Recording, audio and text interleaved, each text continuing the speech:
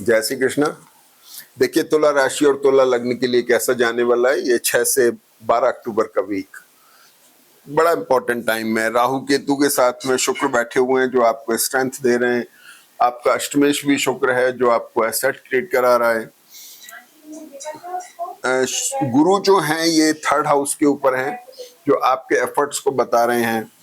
शनि यहाँ पर वक्री है 6ठे भाव में, ये शत्रुनाशक होते हैं, योग कारक ग्रह, और चंद्रमा इन्हीं के साथ चल रहे हैं वीक के शुरुआत के अंदर। तो प्रोफेशनल चेंजेस दे रहे हैं, ठीक है ना। बिजनेस रिलेशन, बिजनेस के अंदर, प्रोफेशन में, कारोबार में कुछ चेंजेस दिखाई दे रहे हैं। सूर्य द्वादश में है जो एनर्जी ड्रेन आउट कराते हैं। अब आपकी एनर्जी कहाँ ड्रेन आउट होती है ये डिपेंड करेगा इस चार्ट के ऊपर और आपकी मूल जन्मपत्री की दशाओं के ऊपर। अब यहाँ आ जाते हैं, राहु और गुरु थोड़ा डिससेटिस्फेक्शन दे रहे हैं आपको प्रोफेशनल क्या नाम से, आपके किस्मत को लेके आपको ऐसा लग रहा होगा यार जो चीजें होनी चाहिए वैसी नहीं हो रही हैं। ये सारे डेवलपमेंट्स इसमें दिखाई दे रहे हैं। अब चंद्रमा यहाँ मीन राशि में है, 6ठे भाव में चंद्रमा है, 10th लॉर्ड होकर के प्रोफेशन का लॉर्ड हुआ, 6ठे भाव में हुआ। कुछ अड़चने आ रही हैं, प्रोफेशन में कुछ चेंजेस आ रहे हैं, परिवर्तन आ रहे हैं, ठीक है ना। इसके बाद चंद्रमा आ गए मेष राशि में 8 तारीख को।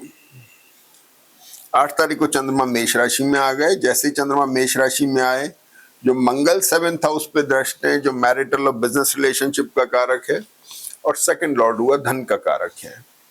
यहाँ चंद्रमा दशमेश होकर के आपका 2nd और 10th लॉर्ड का कॉम्बिनेशन बना, रिशफल कर रहा है, चेंजेस ला रहा है, प्रोफाइल में चेंज आ रहा है। कॉर्पोरेट के लोगों की प्रोफाइल चेंज हो सकती है, नौकरी में बदलाव आ सकता है, बिजनेस में कुछ चेंजेस आ सकते हैं, मैरिटल और बिजनेस रिलेशनशिप को लेकर के थोड़ा कंसर्न आ रही है, हल्का स्ट्रेस आ सकता है, लेकिन एक्सप्लोरिंग भी बहुत है क्योंकि बुध चंद्र का कॉम्बिनेशन एक बहुत अच्छा कॉम्बिनेशन है। जिन लोगों के शरीर में दर्द की शिकायतें रहती हैं उनको थोड़ा केयरफुल रहना है क्योंकि मंगल और चंद्रमा एसिडिटी क्रिएट करते हैं और गैस्ट्रिक प्रॉब्लम की वजह से आपको तकलीफ हो सकती है। गुरु की दृष्टि मंगल पर भी है, बुध के ऊपर भी है। अगला एपिसोड आया जैसे ही चंद्रमा आपके वृषभ राशि में आते हैं, तो ये चंद्रमा आ रहे हैं वृषभ राशि के अंदर 10 तारीख को। अब 10 तारीख को चंद्रमा वृषभ में आए, लेकिन उससे पहले 9 तारीख को लगभग दिन में 11:30 बजे के करीब ये शुक्र बदल जाते हैं और ये कन्या राशि में आ जाते हैं।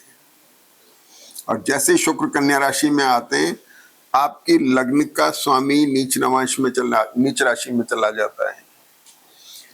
शुक्र और बुध का एक एक्सचेंज बन रहा है इसमें,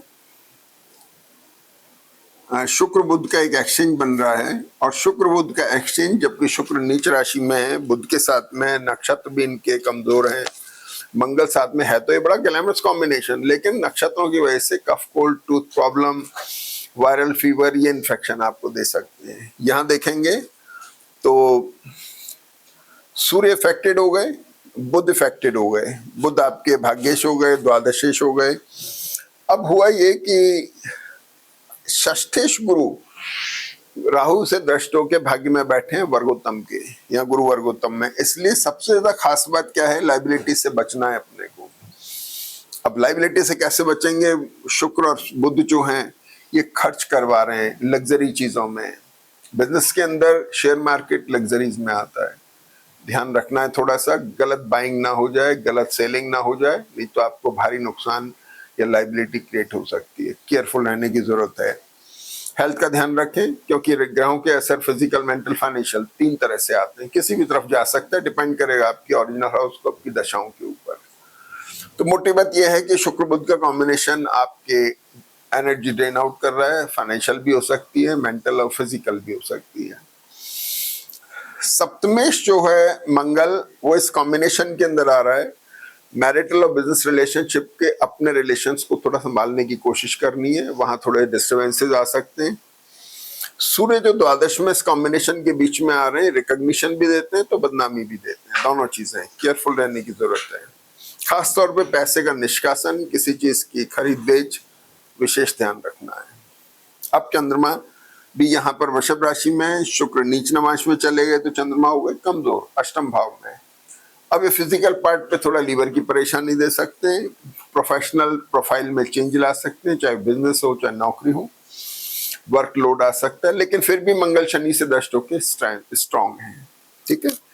वीकेंड के अंदर चंद्रमा भाग्य में आ गए, गुरु के साथ में बैठे हैं और ये अष्टमेश दशमेश का कॉम्बिनेशन भाग्य में आ गया, या षष्टेश दशमेश का कॉम्बिनेशन भाग्य में आ गया, तृतीयेश दशमेश का कॉम्बिनेशन भाग्य में आ गया। आपने एफर्ट्स को लेके कंसर्न डेवलप हो रहा है, मैं ऐसा कर लूं, ऐसा कर लूं, मुझे ऐसे करना चाहिए, सुधार करना चाहिए, so and so on. Professional part पर थोड़ा सा एक हेक्टिक शेड्यूल बन रहा है, वर्कलोड आ सकता है या प्रोफेशनल प्रोफाइल में चेंज आ सकता है। ये एक तरह का गज केसरी योग होता है। इस जन्मपत्री में एक्चुअल गज केसरी योग नहीं है, क्योंकि लॉर्डशिप चंद्रमा और गुरु की बहुत अच्छी नहीं है, इसलिए इसको एक्चुअल नहीं मानेंगे। लेकिन फिर भी भाग्य भाव में बैठने से इतना ज्यादा ये नहीं है, तकलीफ नहीं देता है। इसलिए खास तौर पे आपको अपने प्रोफेशन की इन चीजों का ध्यान रखना है। और बाकी जन्मपत्री बहुत अच्छे मोड में, इसका फायदा उठाइए, स्वास्थ्य का ध्यान रखिए। जय श्री कृष्ण।